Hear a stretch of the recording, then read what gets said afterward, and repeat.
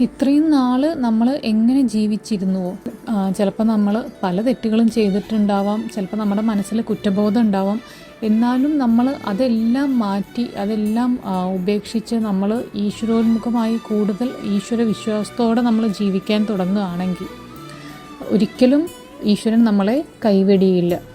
ഭഗവത്ഗീതയിൽ 9-ാം അധ്യായത്തിൽ 30-ാം ശ്ലോകം അതിനുള്ള ഉത്തരാണ്.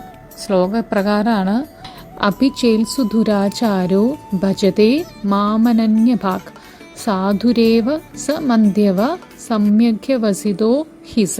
അതായത് ഏറ്റവും ദുരാചാരനായവൻ തന്നെ എന്നെ ഏകാഗ്രചിത്തനായി ഭജിക്കുന്നുവെങ്കിൽ അവനെ ശിഷ്ടനായി കരുതാം, അവൻ ദൃഢവ്രതനാണ്. അതായത് ഭഗവാൻ പറയുകയാണ്, നിഷ്കൃഷ്ട പാപികൾ കൂടി എന്നെ ഭക്തിയോടെ ആരാധിക്കാൻ തുടങ്ങുകയാണെങ്കിൽ അവർ ശരിയായ തീരുമാനമെടുത്തതുകൊണ്ട് അവരെ നീതിമാനായി കണക്കാക്കിയിട്ട് അവർക്കും ഭഗവാനെ ലഭ്യമാകും.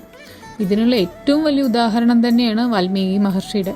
രാമ എന്ന് ഉച്ചരിക്കാൻ പോലും സാധിച്ചിരുന്നില്ല. മരാ മരാ മരാ എന്ന് പറഞ്ഞിട്ടാണ് അത് പിന്നെ രാമ എന്ന് ആയിത്തീർന്നത്.